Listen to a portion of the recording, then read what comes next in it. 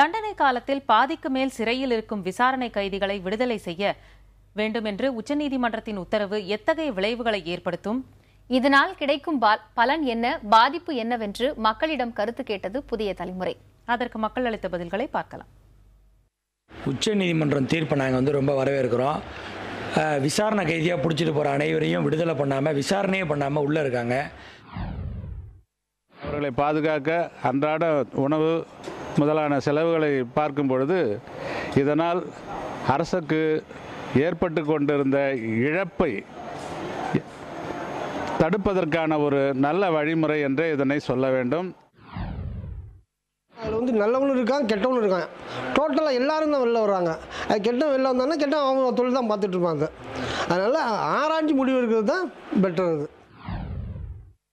அது எப்படி சாத்தியப்படுமா? அது ஒரு சிவிலில் போயிருப்பான், தண்டனை பண்ணியிருப்பான், ஒரு இம்மாரல் சாட்சி சொல்லிக்கிட்டு பொய் சாட்சி சொல்லியிருப்பான், அவன் உள்ளுக்கு போயிருப்பான்.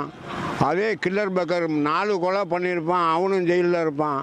அவனை எப்படி விசாரணை இல்லாமல் வெளியில் விடுறது? அவங்க என்ன குற்றம் செஞ்சிருக்காங்களோ அந்த அடிப்படையில் பார்த்து நம்ம அதை விடுதலை பண்ணணும். ஏன்னா ஒரு தீவிரவாதம் பண்ணியிருப்பாங்க, நாட்டுக்கு பாதிப்பு ஒன்று பண்ணி வேற குண்டு வெடிப்புலையோ இல்லை கொலை முயற்சியிலோ ஈடுபட்டிருப்பாங்க. அவங்க விசாரணை கைதியாக இருக்கிறவங்க தண்டனை காலத்தை பாதியாக குறைந்து பெரிய விளைவுகளை ஏற்படுத்தும். விசாரணை கைதிகளை குறுகிய காலத்தில் விசாரணை பண்ணி தீர்ப்பு சொல்லி அவங்களுக்கு விடுதலை செய்கிற மாதிரி கோர்ட்டு ஒரு உத்தரவு போட்டிருக்கு. அது இன்னும் அது நடைமுறைக்கே வரல. அந்த மாதிரி ஏதாவது ஏற்பாடு செய்யணும்.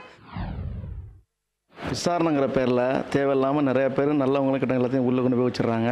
இப்போ உச்சநீதிமன்றம் அறிவிப்பு கொடுத்ததுனால நிறையா பேருக்கு நல்ல வாய்ப்பாக இருக்கும். இதை நாங்களும் வரவேற்கிறோம்.